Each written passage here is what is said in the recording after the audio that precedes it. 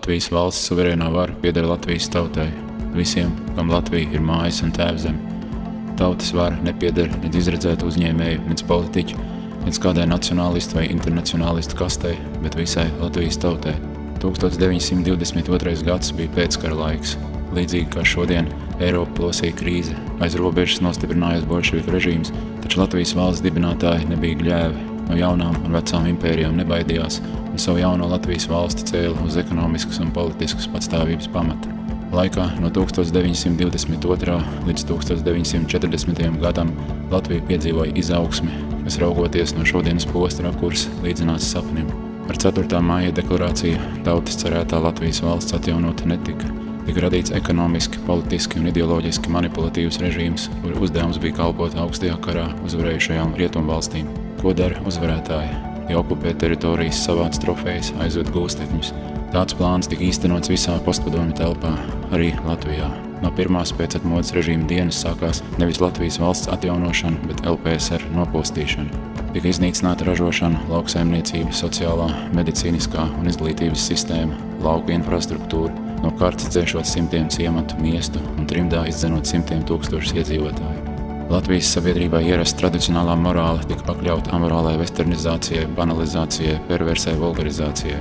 Valsts un tautas aplaupīšanai tika iedarbināti privatizācijas, brīvā tirgus diktatūras, svešzemju komercbanku izplānotie procesi.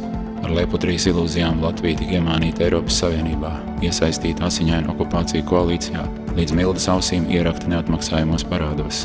22 gadus pie varas esošo politiķu valsts nodevības dēļ tika veikta Latvijas finansiāla, ekonomiskā un ideoloģiskā okupācija, genocīds pret Latvijas tautu. Formāli ne tēvzemes hektāri, ne stumbru kubikmetri Latvijas tautai vairs nepieder.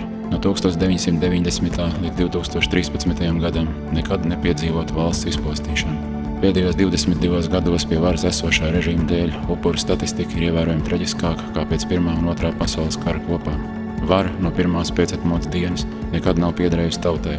Ārvalstu struktūru un vietējo laupītāju interešu apkalpošanai tika un tiek dibināti nelieli politiski grupējumi, jo kas gan ir 2–3 tūkstoši partijas, sīka vienība, sacītu Karlsons.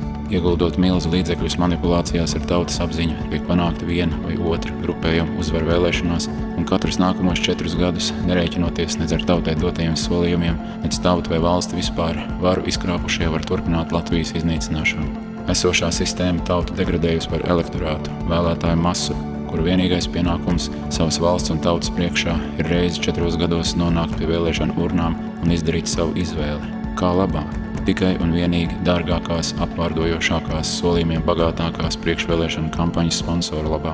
Uzvarētājiem izdevumi ir tikai īso kampaņu laikā, pēc tam peļņa. Tautai izdevumi katru nākamo 4 gadi tikai pieauga. Ir tikai viens ceļš, kā tautai atgūt savu varu un ar tās spēku atjaunot valsti, nevardarbīgi, likumīgi. Lai bezpersoniska vēlētāju masa, jeb elektorāts atkal kļūtu par dzīvā organismā apvienot atbildīgu cilvēku tautu, visiem sirdsapziņu un veselo saprātu nezaudējušajiem Latvijas iedzīvotājiem ir jāapvienojas vienā tautas varas frontē. Kopā jānāk tūkstoši, desmitiem, simtiem, miljoniem.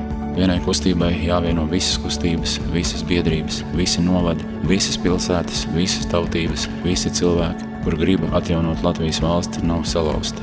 Visiem Latvijas iedzīvotājiem, kā garīgi, tā formāli, jāuzņemas valsts glābšanas atbildība. Visiem ar savu juridisko dalību un parakstu jāapvienojas vienā politiskā tautas varas frontē.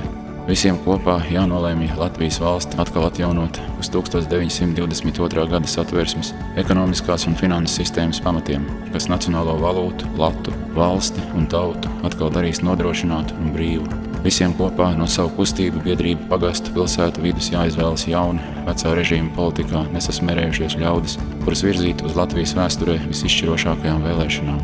Ja tautas varas fronte būs tikpat varena, vienota un daudzskaitlīga kā tautas fronte, uzvara vēlēšanās būs nodrošināta un tautas vara atgūta. Pēc tādas uzvaras pati tauta lems par to, uz kādiem noteikumiem tā atjaunos savu valsti, kāda būs tās vēlēšana sistēma, ekonomiskā un politiskā iekārta. Visas kustības, biedrības, partijas, kas būs pret šādu vienotu tautas varas fronti, automātiski nostādīs sevi esošā režīma polittehnoloģiju pusē, kura mērķis vienmēr bijis un joprojām ir tautas skaldīšana un valdīšana pār to. Kad ciematam uzbruk bruņota banda, gatava laupīt katru, nogalināt un izvarot pat bērnus, cīņai pret noziedzniekiem apvienosies viss ciems, nevienu nešķirojot ne pēc tautības, ne pēc turības, ne pēc izglītības, ne pēc ticības. Laikā, kad suverēnā vara Latvijas tautai ir nolaupīta, kad ekonomiski un morāli izvaroti gan pieaugušie, gan bērni, visbezkaunīgākajā veidā režīms nolēms iznīcināt valsts identitātes un suverenitātes zīmi – latu. Pavaicājiet vēl liecināt spējīgajiem, ko pieclatnieks nozīmēja padomu laikā. Lata likvidēšana pielīdzinām brīvības piemineklī stāvošās tautas uzvaras tēla Mildes galvas nociršanai. Kad tauta savu varu atgūs, Saeimā vairs nepaliks neviens no šī posta vadības tronī 22 gadus sabijušajiem. Tautas vara panāks arī taisnīgas tiesu varas atjaunošanu un uzsāks Latviju postījušā režīma noziegumu izmeklēšanu. Tauta vairs nedrīkst pasīvi balsot ne par vienu no valsti izpostījušā režīma partijām, lai neviena no tām nekad pie varas vairs nenonāktu.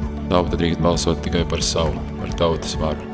Pirmās brīvvalsts ziedošais mūžs bija 22 gadi, otrās vīstošais arī 22 gadi.